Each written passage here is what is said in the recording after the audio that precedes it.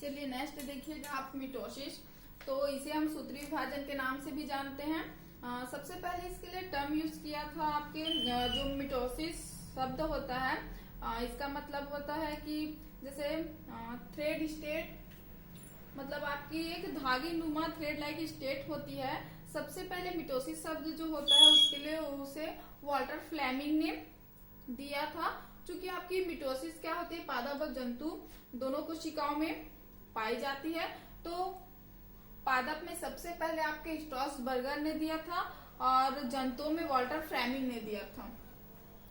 वो जो होती है टर्म मिटोसिस वो सबसे पहले वॉल्टर फ्लेमिंग ने दिया था। साथ ही आपकी मिटोसिस एक ऐसा डिवीजन होता है जिसके द्वारा हम कोशिकाओं का गुणन या कोशिकाओं का गुणन मल्टीप्लिकेशन कराते हैं।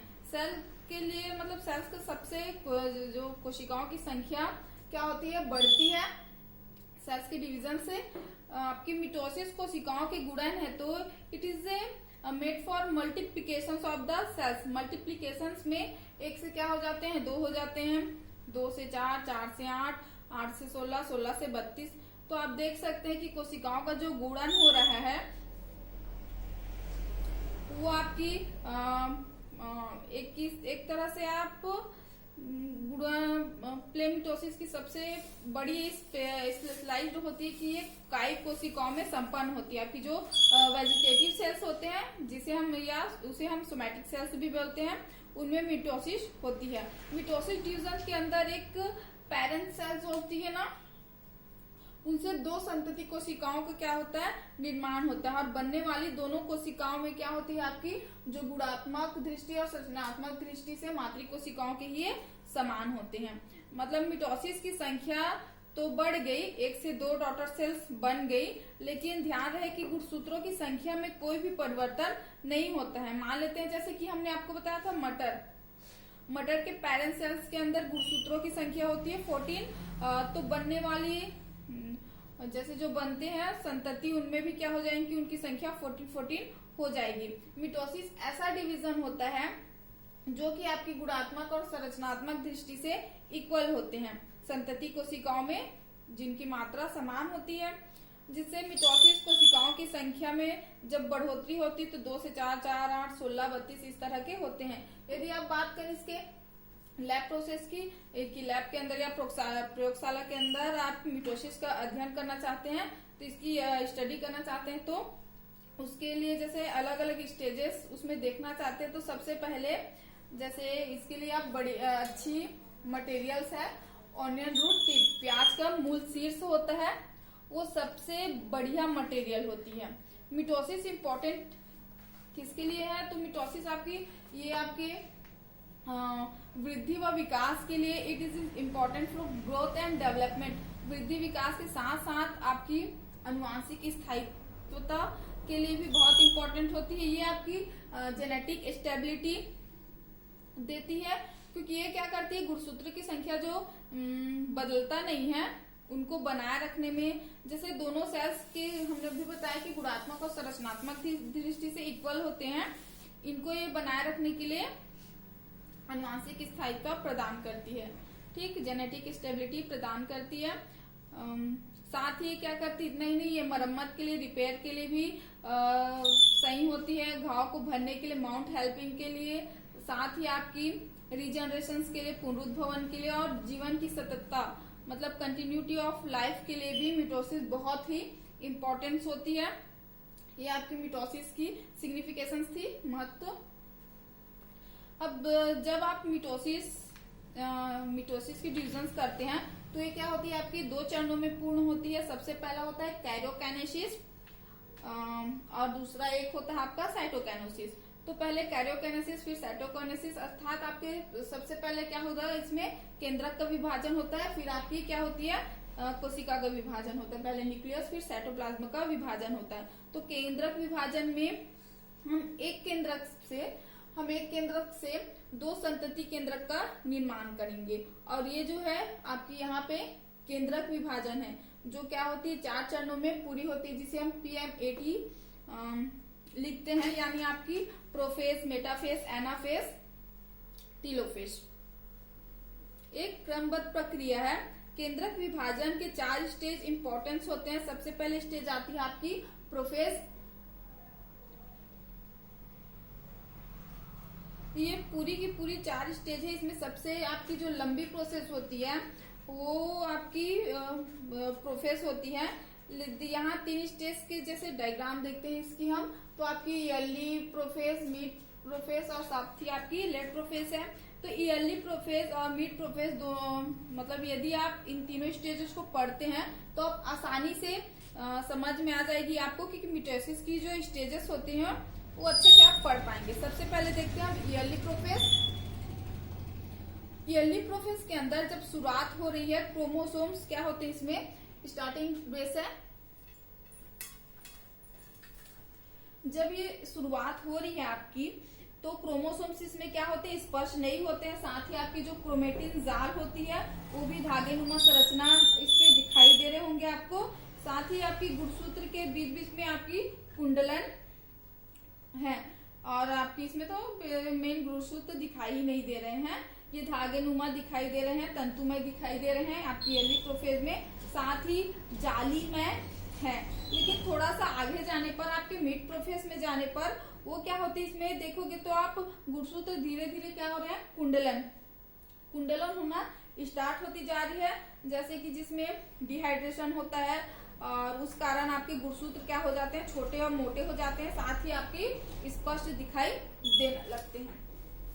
और बात करें जैसे आगे प्रोफेज में ऐसे गुणसूत्र दिखाई देंगे जिसके बीच में आपकी गुणसूत्र बिंदु पाई जाती है, और स्पष्ट गुणसूत्र की 2 भुजाएं, आपकी क्रोमेटिन बेस पे 2 भुजाएं स्पष्ट रूप से दिखाई देती है। साथ ही स्टार्टिंग देखें तो आपकी बकायदा केंद्रक झिल्ली होती है। जैसे यहाँ स्टार्टिंग देखें तो इस पे क्या होती है, आपकी केंद्रक झिल्ली होती है।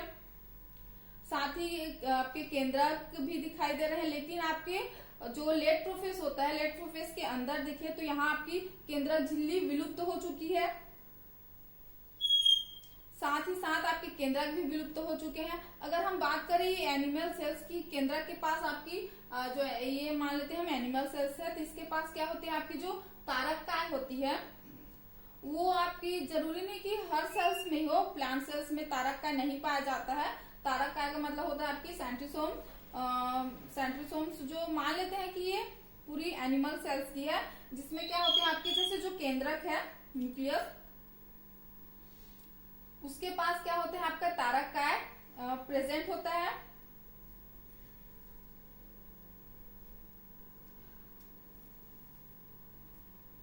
वहीं आप बात करें हम मिड फेज की, तो मिड फेज में क्या होते हैं, आपका जो तारककाय होता है वो 2 रूपों में विभाजित हो गए होते हैं। आपकी जो सेंट्रोसोम होती है वो क्या करती है, विपरीत ध्रुवों की ओर जाना शुरू कर देती है। एक तारककाय क्या होता है, ऊपर की तरफ जाता है और दूसरा आपकी नीचे की तरफ जाता है। वही बात करें हम लेट प्रोफेस के अंदर, तो तारककाय क्या है, आपके ध्रुवों पर पहुंच गया है, ध्रुव पर स्थित है, और ध्रुव पर पहुंचने पर इनमें क्या हो जाते हैं, आपके तर्क तंतु, स्पेंडल फाइबर्स निकलना शुरू हो जाते हैं, जो इसमें आपकी स्पष्ट रूप से दिखाई देते हैं। जैसे आपकी जो कैंडल रूप में दिखाई दे रही है ना, ये आपके स्पाइंडल फाइबर्स हैं।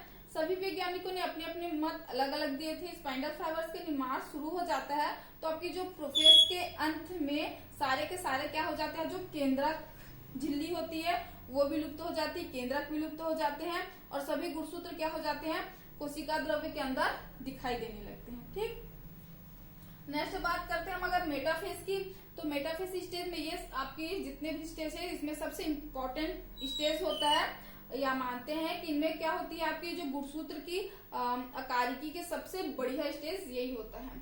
सभी गुणसूत्र एक स्टेज में, जैसे आपकी जो मध्य प्लेट होती है पर व्यवस्थित हो जाते हैं। मेटाफेज में मध्य प्लेट पे आपकी व्यवस्थित हो जाते हैं।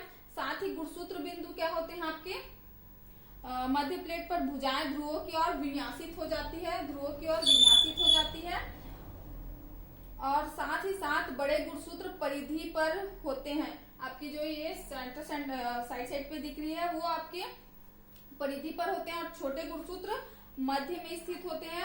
अगर बात करें हम भाग की तरफ होते हैं, तो यहाँ पर आपको 2 प्रकार के स्पाइंडल फाइबर्स दिख रहे होंगे, जिसमें से आपकी एक क्या होती है, डिसकंटिन्यूअस होती है, और दूसरी आपकी, जैसे इसे हम डिसकंटिन्यूअस को हम क्रोमोसोमल फाइबर्स भी कहते हैं। क्रोमोसोमल स्पाइंडल फाइबर्स भी कहते हैं। इसका मतलब होता है असतत, जो ध्रुव से गुणसूत्र बिंदु तक होती है। आपकी ये ध्रुव से लेके इस गुणसूत्र क्रोमोसोम पॉइंट तक ही होती है, ठीक। और दूसरी तरफ के फाइबर्स जो होते हैं, इस तरफ के फाइबर्स जो होते हैं वो आपकी सपोर्टिंग फाइबर्स कहते हैं, या इसे हम कंटिन्यूअस फाइबर्स भी कहते हैं। यानी आपकी सतत तर्क तंतु होती है। ये क्या करती है, ध्रुव पर पाए जाते हैं, ये ध्रुव से ध्रुव पर पाए जाते हैं। मध्य प्लेट आपकी क्या होती है, परिधि। परिधि के ऊपर छोटे केंद्रक में या बड़े ऊपर नीचे दोनों तरफ क्या होती है, आपकी सेंट्रोसोम होते हैं, जिनमें क्या करते हैं, तारक की जो तारकीय अटैच अरे होते हैं, आपकी जो एस्टर रेस होते हैं, जिसे हम एस्ट्रेस रेस भी कहते हैं। यही एस्ट्रेस तर्क तंतु का क्या करती है, निर्माण करती है। जो दो प्रकार के तर्क तंतु होते हैं आपकी, जो एक डिसकंटिन्यूअस होती है क्योंकि ये गुणसूत्र पर खत्म हो गए हैं। आपकी डिसकंटिन्यूअस क्या हो जाती है, सेंटर पॉइंट पे यहाँ पे आके खत्म हो जाती है। लेकिन कुछ फाइबर ध्रुव से ध्रुव पर, जो आपकी जो कंटिन्यूअस होती है ना, वो ध्रुव से ध्रुव तक, ध्रुव से ध्रुव पर क्या हो जाती है, आपकी पाए जाते हैं। तो वो आपके कंटिन्यूअस फाइबर्स हैं। जंतु कोशिकाओं के अंदर जैसे हम आपकी मेटाफेज को देखें, जंतु कोशिकाओं के अंदर ध्रुव पर जो तारक केंद्र पाया जाता है, या तारक केंद्रों से तारकी आरे निकलती है, जो एस्टर रेस निकलते हैं, जिसे हम एस्ट्रेस कहते हैं। इसे हम एस्ट्रेस कहते हैं। ये क्या है, एस्ट्रेस क्या करते हैं, निकलने के कारण इसके प्रकारों को हम एस्ट्रल मिटोसिस यानी आपकी तारकी समसूत्री विभाजन कहते हैं, ठीक। बात करें पादप कोशिकाओं के अंदर, तो आपके तारक केंद्र क्या होते हैं, एब्सेंट होते हैं। साथ ही जो तारकी अरे होती है वो भी एब्सेंट होती है, अरे नहीं निकलेंगे। मतलब आपकी जो आपकी एस्टेरस एब्सेंट होगी, तो ऐसा मिटोसिस एब्सेंट होगी, तो ऐसा आपका मिटोसिस क्या कहलाएगा, एनेस्ट्रल मिटोसिस, मतलब अतारकी समसूत्री विभाजन कहते हैं।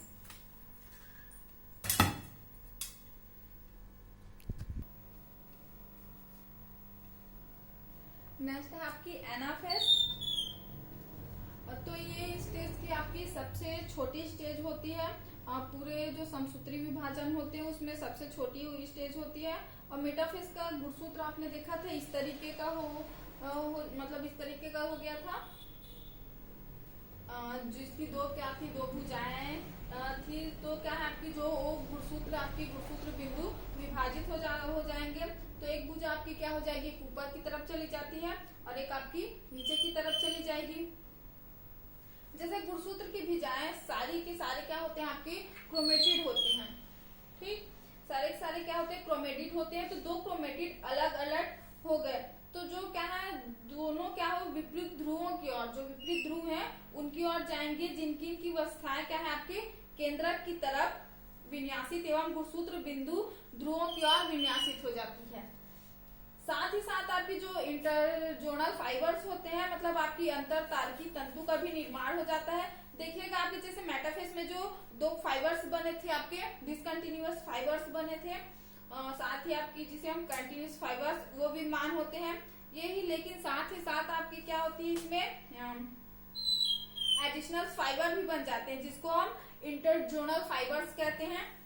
जो डिसकंटिन्यूअस फाइबर्स होती है, क्रोमोसोमल फाइबर्स, वो आपकी क्या करती है, संकुचन करते हैं, पुल करते हैं। और जो आपकी इंटरजोनल फाइबर्स होती हैं, इनका स्पाइंडल्स क्या है, यहाँ पे रिलैक्सेशन होता है। जब क्रोमोसोमल फाइबर संकुचन करते हैं ध्रुवों पर, जैसे जब संकुचन करते हैं ना, तो ये आपकी क्या हो जाती है, विपरीत ध्रुवों पर ये पुल करते हैं। बट आपकी जो इंटरजोनल फाइबर्स होती है वो विपरीत ध्रुवों पर क्या करती है, पुश करती है। तो यह प्रक्रिया लगातार चलती रहती है।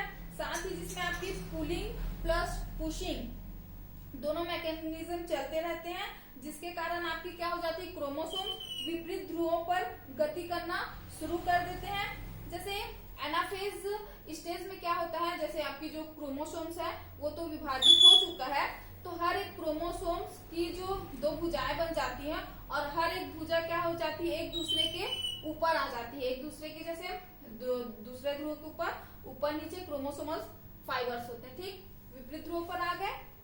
जो ध्रुव से सेंट्रोमियर तक पाए जाते हैं, आपकी इस ध्रुव से सेंट्रोमियर तक ही पाए जा रहे हैं, बीच बीच में कुछ तंतु बन जाते हैं, इसे हम इंटरजोनल फाइबर्स कहते हैं। आप देख सकते हैं कि आपकी जो गुणसूत्र बिंदु है वो ध्रुवों की ओर क्या हो रही है, विनाशित हो रही है, दिखाई दे रहे हैं। साथ ही भुजाएं क्या, आपकी जो ये भुजाएं हैं केंद्रक की तरफ फेस कर रही हैं। तो स्पष्ट रूप से ये पुलिंग और पुशिंग मैकेनिज्म आपको दिखाई दे रहा है। यहाँ से पुलिंग हो रही, प्रोकस आपकी वो पुशिंग की प्रोसेस कर रही है।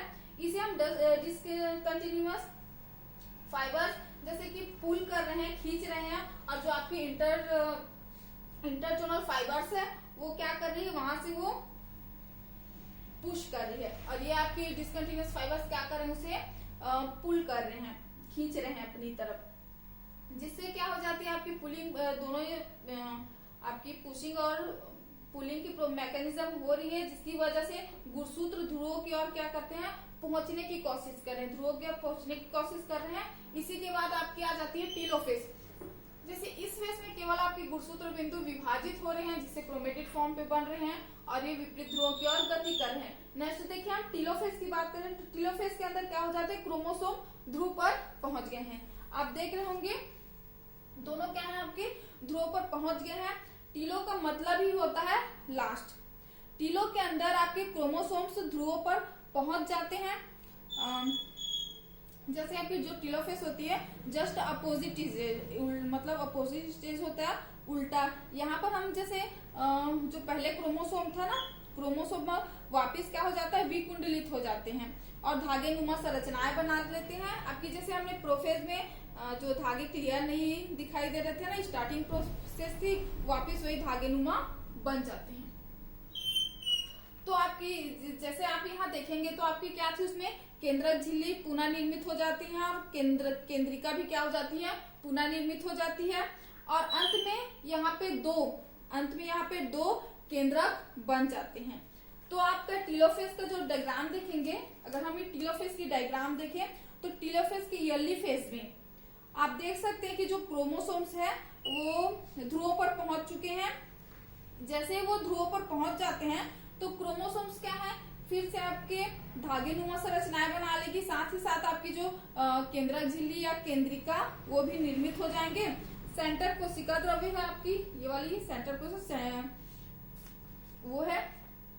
साथ ही आपकी जो गुणसूत्र थे, हमने जैसे कि जो समसूत्री विभाजन पढ़ा था, स्टार्ट किया था, तो उसमें क्या थे, एक केंद्रक से आपकी दो संतति केंद्रक बन गए। तो हम कह सकते हैं कि अंत में आपकी संतति केंद्रक का निर्माण हो गया है। टीलोफेज में आपकी ध्रुव पर पहुंचने के बाद वो पुनः अपने प्रोफेज स्टेज पे वापिस आ जाते हैं, जिनमें केंद्रिका और केंद्रिका झिल्ली पुनः उसमें निर्मित हो जाते हैं।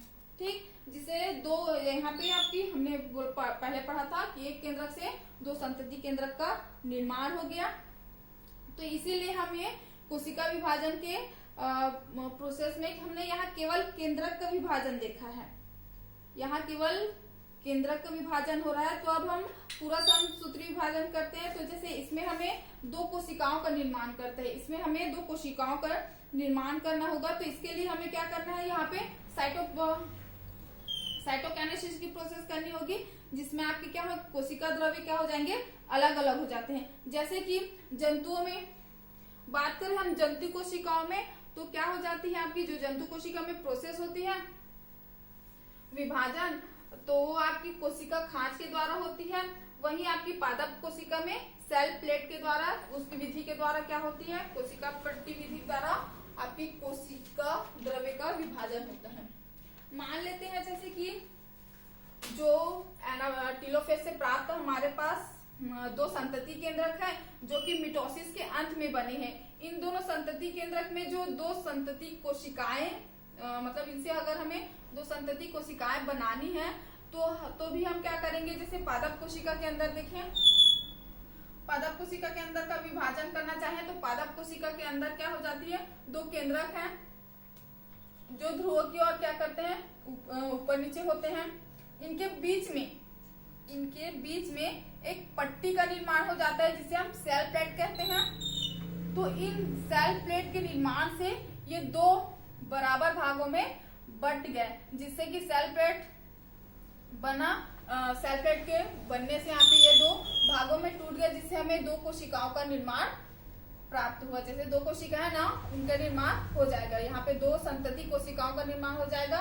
साथ ही अगर हम बात करें जंतु कोशिकाओं में, तो यहाँ जंतु कोशिका में कोशिका भित्ति तो नहीं होती है, कोशिका झिल्ली का जैसे यहाँ पे क्या होता है, सिकुड़न की प्रोसेस होती है ऐसा, जिससे कि कोशिका मतलब इस तरह की सिकुड़न की प्रोसेस होती है, जिसे हम कोशिका खांच कहते हैं। ये पूरी खांच अंत में दो कोशिकाओं में बन जाती है। तो इसमें भी दो संतति कोशिकाओं का निर्माण हो जाता है। इनमें ये मत सोचिएगा कि यहाँ पे चार बन रहे हैं, ये हमने अलग अलग बताई है कि पादप कोशिका में भी बनते हैं, जंतु कोशिकाओं में भी अलग बनते हैं। ठीक, तो इस तरह दो संतति कोशिकाओं का निर्माण हो जाएगा, जिनमें क्या हो जाती है, उनकी गुणात्मक दृष्टि और संख्यात्मक दृष्टि से वो क्या हो जाएंगे, केवल अपने पेरेंट सेल्स के अकॉर्डिंग ही उनमें भी होगी उनकी संख्या। बात करें यहाँ हम सेल प्लेट की, तो बेसिकली एक रचना होती है फ्रेगमोप्लास्ट की। इनका निर्माण होता है एंडोप्लाज्मिक रेटिकुलम के टुकड़े प्लस आपकी गोल्जी पुटिकाएं आपस में जुड़ती हैं और सेल प्लेट बनाती है, जिसे हम मिडिल लिमिला भी कहते हैं, मध्य पट्टिका भी कहते हैं। यदि जैसे हमें दो संतति केंद्रकों से यदि दो संतति कोशिका बनानी है, तो यहाँ पर अगर हम बात करें पादप में अगर हमें डिवीजन करना होगा, तो याद रखिएगा कि कोशिका के विभाजन सेल प्लेट